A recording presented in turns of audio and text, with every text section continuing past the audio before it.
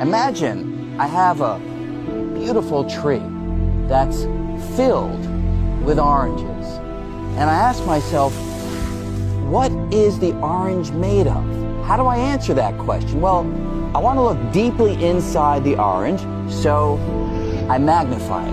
And I magnify it again, and if I keep on doing it, deep inside, sooner or later I begin to see molecules come into view. But molecules are not the end of the story, because the molecules, I can enlarge them.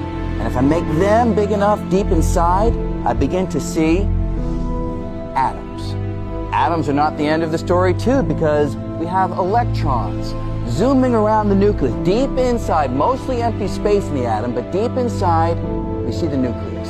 So if I grab that and magnify it, I see that the nucleus is itself made of particles, neutrons and protons. If I grab one of the neutrons and magnify it, I find yet further particles, little tiny quarks inside.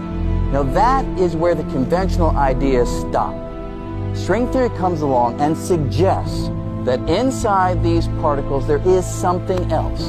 So if I take a little quark and I magnify it, conventional idea says there's nothing inside, but string theory says I'll find a little tiny filament, a little filament of energy, a little string-like filament.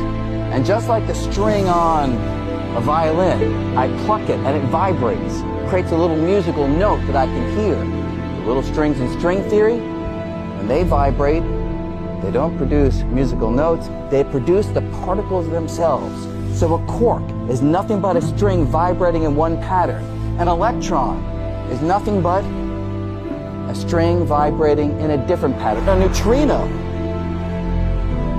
nothing but a string vibrating in a different pattern still. So if I take all of this back together, I have my ordinary orange, and if these ideas are right, they are speculative, but if they are right, deep inside the orange or any other piece of matter, there's nothing but a dancing, vibrating cosmic symphony of strings. That's the basic idea of string theory.